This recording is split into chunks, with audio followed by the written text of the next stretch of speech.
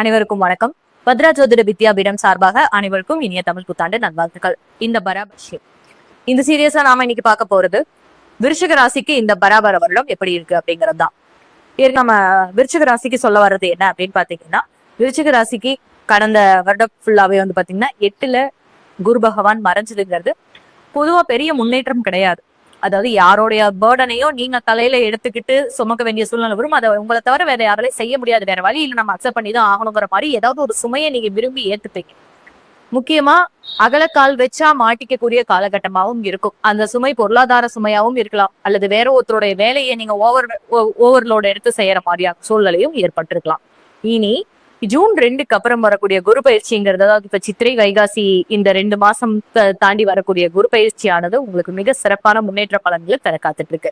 முக்கியமா வேலை கிடைக்காதவங்களுக்கு வேலையில, அதாவது வேலை உயர்வோடு கூடிய ஊதிய உயர்வோடு கூடிய டிரான்ஸ்பர் நடக்கிறதுக்கும் வாய்ப்பு இருக்கு. பணி உயர்வு அடைவதற்கும் வாய்ப்புகள் அதிகமா இருக்கு.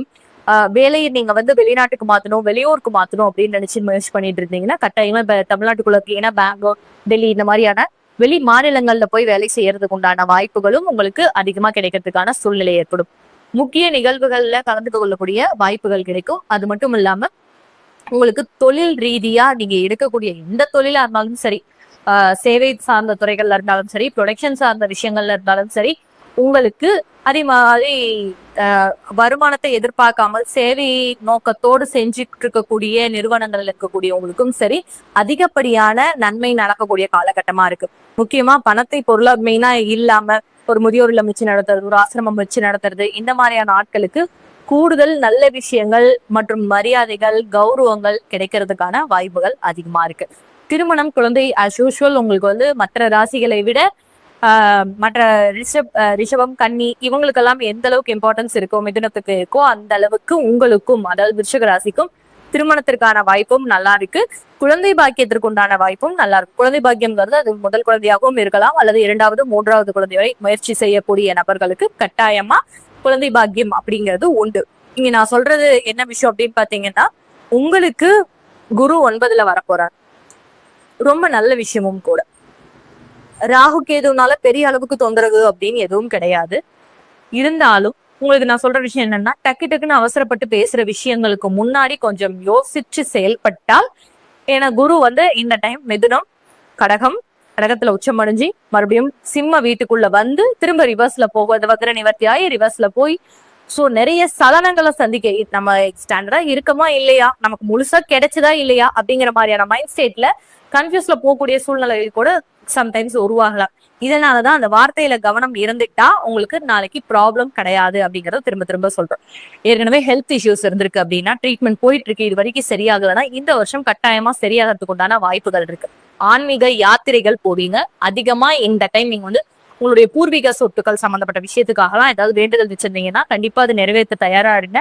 பூர்வீக சொத்து சார்ந்த விஷயங்கள் எல்லாமே உங்களுக்கு நல்லபடியா கை கொடுக்கறதுக்கான வாய்ப்புகள் இருக்கு. உங்களுடைய சொந்தக்காரங்க கிட்ட அல்லது பெரியவங்க கிட்ட, உங்களுடைய உறவுகள் கிட்டே, அக்கா தங்கச்சி இந்த மாதிரியான உறவுகள் கிட்ட யார்ட்டையாவது கொஞ்சம் ஏஜ்டு பர்சனா இருக்காங்க, அவங்க கிட்ட கொஞ்சம் மனஸ்தாபங்கள் இருந்துச்சுன்னா அதையெல்லாம் நீங்க உங்கள் மேல மதிப்பு மரியாதை வரக்கூடிய காலகட்டமா இந்த காலகட்டமானது அமைகிறது.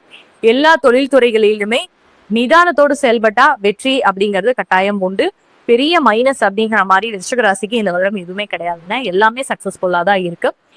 சனி பகவான் பாத்தீங்கன்னா 5ஆம் இடத்தில் இருந்தாலும் கூட குரு பகவான் பார்வையினால கட்டாயமா புதுசா கல்யாணம் ஆகி குழந்தைக்காக வெயிட் பண்ணிட்டு இருக்கேன், ட்ரீட்மெண்ட் எடுத்துட்டு இருக்கவங்க கட்டாயமா குழந்தை பாக்கியம் அப்படிங்கிறது இருக்கு. பட் இவங்களும் இந்த ராசிக்காரர்கள் என்ன சொன்னா, கர்ப்பிணி பெண்கள் அதிக தூரம் அல்லது ரிஸ்க் எடுக்கக்கூடிய பிரயாணங்களை தவிர்த்துக்கிறது ரொம்ப ரொம்ப நல்லது. கட்டாயமா இதை நீங்க செஞ்சே ஆகணும். ஆல்ரெடி விருச்சிக ராசியே 8ஆம் ராசிங்க. இது காலச்சக்கரத்துக்கு 8ல இருக்கிறதுனால கொஞ்சம் விசித்திரமான ராசினே வச்சுக்கலாம். எல்லாத்துலயும் ரொம்ப டெப்த் டீப் அப்படின்னே சொல்லலாம். அந்த ராசிக்குரியவர்கள் ஒரு பிரெக்னெண்டா இருக்கீங்கிற பட்சத்துல, அதுவும் குரு பயிற்சி ஆகக்கூடிய இந்த காலகட்டத்துல நீங்க கொஞ்சம் கூடுதல் நிதானத்தோட செயல்பட்டீங்கன்னா மேலும் சிறப்பு சேர்க்கக்கூடிய விஷயங்கள் நடக்கும். அது தொழிலா இருந்தாலும் சரி, உங்கள் உடல் ஆரோக்கியமா இருந்தாலும் சரி. ஓகே, ஓவரால் மேக்ஸிமம் எல்லா விஷயத்தையும் பார்த்துட்டோம். இன்னொரு பதிவுல சந்திப்போம். நன்றி.